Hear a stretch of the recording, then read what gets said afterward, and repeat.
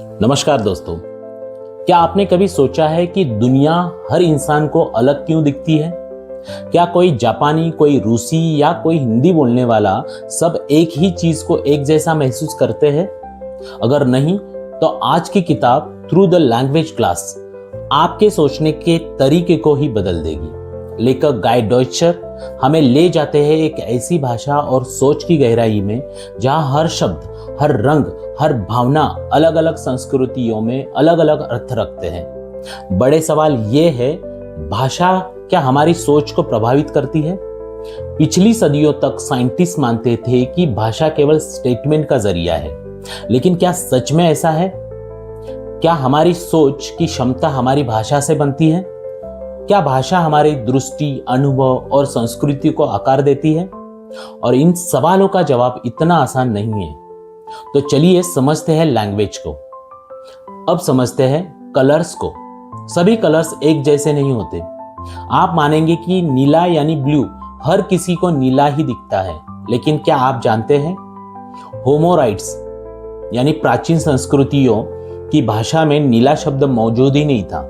Homer की किताबों में समंदर का रंग वाइन डार्क यानी शराब की तरह गहरा बताया गया है, नीला नहीं।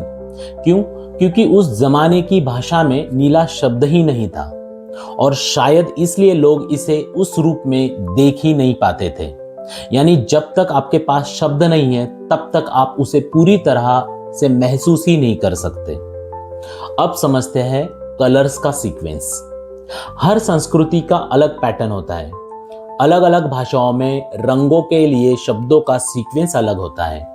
एग्जाम्पल, कुछ भाषाओं में काला और सफेद पहले आते हैं, फिर लाल, फिर हरा या पीला। नीला, बैंगनी, नारंगी बहुत बाद में आते हैं। इससे पता चलता है कि रंगों को पहचानने और समझने की प्रक्रिया संस्कृति के हिसाब से विकसित होती है, न कि केवल आंखों की क्षमता से। अब समझते हैं भाषा और सोच। क्या भाषा हमारे दिमाग की दिशा तय करती है? इसे दो फ्लो में समझते हैं। पहला है लिंग्विस्टिक डिटर्मिनिज्म, मतलब भाषा ही सोच को नियंत्रित करती है। और दूसरा है लिंग्विस्टिक रिलेटिविटी, मतलब भाषा सोच को प्रभावित करती है लेकिन पूरी तरह से नियंत्रित नहीं करती। आपकी भाषा आपकी सोच को सीमित नहीं करती, लेकिन उसका आकार जरूर तय करती है। जैसे कि एक ही वस्तु अलग सोच। एग्जाम्पल, अंग्रेजी में की पुल्लिंग है, जर्मन में की स्त्रीलिंग है, तो अंग्रेजी बोलने वाले इसे हार्ड मेटालिक बताते हैं, जबकि जर्मन में लोग इसे एलिगेंट ब्यूटीफुल कहते हैं। यानी वस्तु वही है, पर भाषा सोच को ढाल रही है। अब समझते हैं language and sequence of direction. क्या आपने कभी ऑब्जर्व किया है कि कुछ भाषाओं में लेफ्ट राइट शब्द नहीं होते? एग्जाम्पल से समझते हैं। ऑस्ट्रेलियन एबोरिजिनल भाषा गुगु इमिथिर, यहां लेफ्ट और राइट की जगह नॉर्थ, साउथ, ईस्ट, वेस्ट का इस्तेमाल होता है। तो वहां के लोग कहते हैं तुम्हारा पर्स तुम्हारे साउथ वेस्ट में है। अब सोचिए, उन्हें हमेशा पता होना चाहिए कि कौन सा दिशा किधर है। उनका नेविगेशन सिस्टम दिमाग में इनबिल्ड होता है, क्योंकि उनकी भाषा उन्हें ऐसा सिखाती है। इसका असर यह होता है कि उनका मस्तिष्क हर समय स्पैटियल अवेयरनेस को एक्टिव रखता है। वो हमेशा जान रहे होते हैं कि नॉर्थ, साउथ, ईस्ट, वेस्ट कहाँ है। भाषा ने उनके दिमाग को एक जियोलॉजिकल कंपास बना दिया है। अब समझते हैं मेल एंड फीमेल, भाषा से जुड़ी लिंग धारणाएं। बहुत सी भाषाओं में वस्तुओं के लिए जेंडर होता है।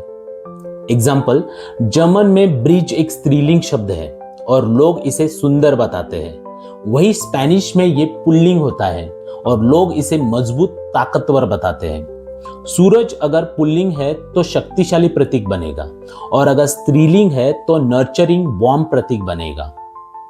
यानी भाषा किसी वस्तु के लिंग के कारण हमारे सोचने के तरीके को भी बदल देती है।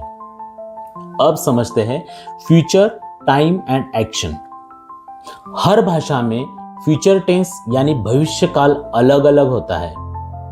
चीनी भाषा में भविष्य और वर्तमान के लिए एक ही क्रिया हो सकती है, इसलिए कुछ साइंटिस्ट का मानना है कि वो लोग पैसे ज्यादा बचाते हैं क्योंकि वो भविष्य को अलग नहीं मानते। यानी भाषा ये तय करती है कि हम भविष्य को कैसे देखते हैं।